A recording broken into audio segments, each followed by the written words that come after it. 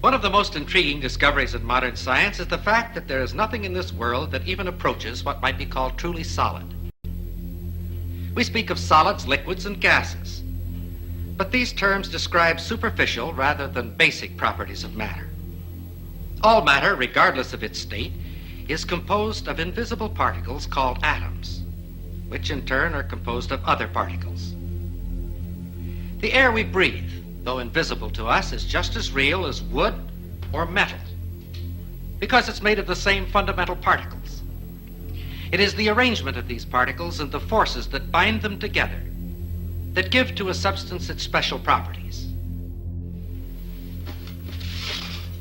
If we bring a piece of steel close to a magnet, we say that the steel becomes magnetized. But what is it that actually happens? If we place the steel inside a coil of wire connected to a high-gain amplifier, and then bring the magnet close to the bar of steel, we can hear something that suggests movement inside the steel. Listen.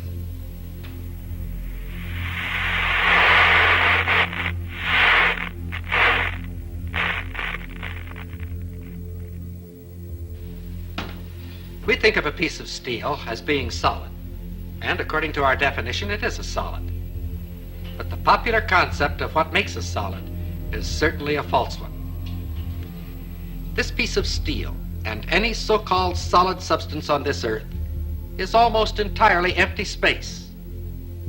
If we could eliminate the empty space in this piece of steel, all that would remain would be a tiny bit of matter, so small as to be invisible even with a high-power microscope.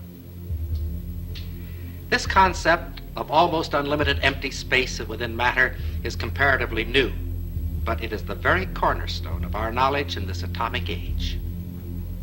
Atoms are not solid. Instead, they are tiny solar systems composed of infinitely small particles revolving at tremendous speeds and bound together by enormous forces. And like our solar system, atoms are almost entirely empty space. For the moment, let's forget the forces within the atom. Thinking only of the particles and the empty space around them, science knows no reason why I couldn't take this so-called solid steel bottle and just throw it right on through that wall. Except this, we've tried it and it hasn't worked. If I were to attempt to run through that wall right now, all I'd get for my trouble would be a good-sized lump on the head.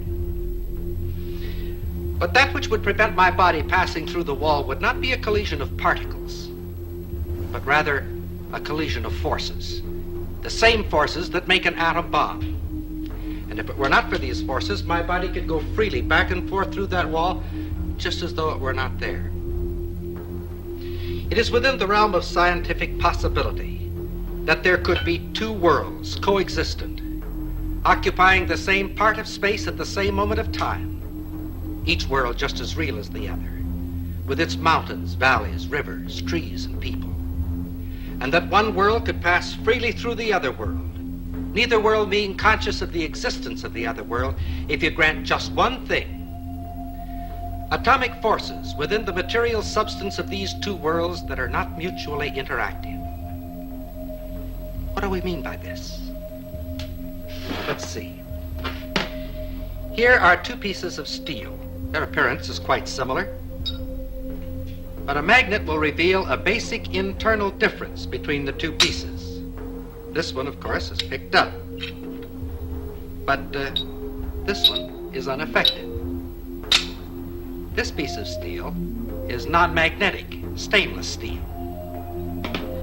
Of course, we all know that other metals, such as brass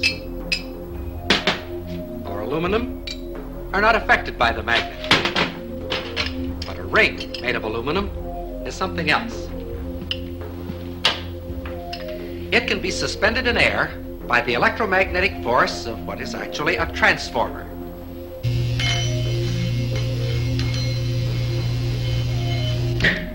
The ring being in effect a one-turn shorted secondary. A smaller ring will react even more violently.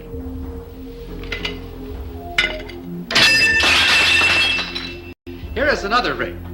This one made of a material we say is non-conductive. And and it is completely unaffected. Here is another example. Several thousand watts of power were involved in that spark. If we replace the spark gap with a copper coil,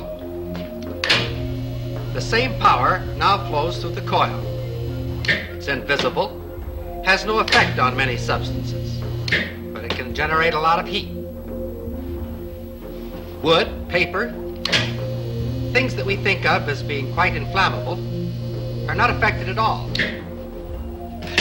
However, a piece of steel wool bursts into flame instantly.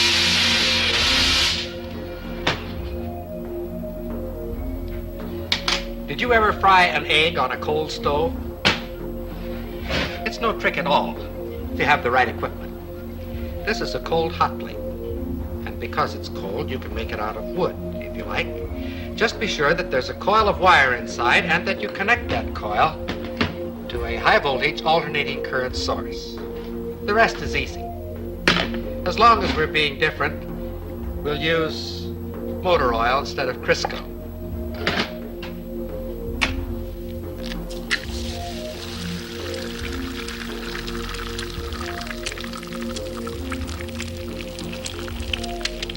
The egg fries very quickly, but the stove remains perfectly cold. In fact, if you wish to keep it handy, you can fry your egg on the morning newspaper. With a gadget like this, you can get up in the morning, sit on the stove, read the morning newspaper, and fry the eggs in your lap. Another example of the fact that physical forces can be quite selective in their effect. All of the examples which we have cited thus far have been in the physical realm, and of course have been limited by that fact. We can, however, cite examples that transcend the purely physical and clearly demonstrate the reality of these two worlds.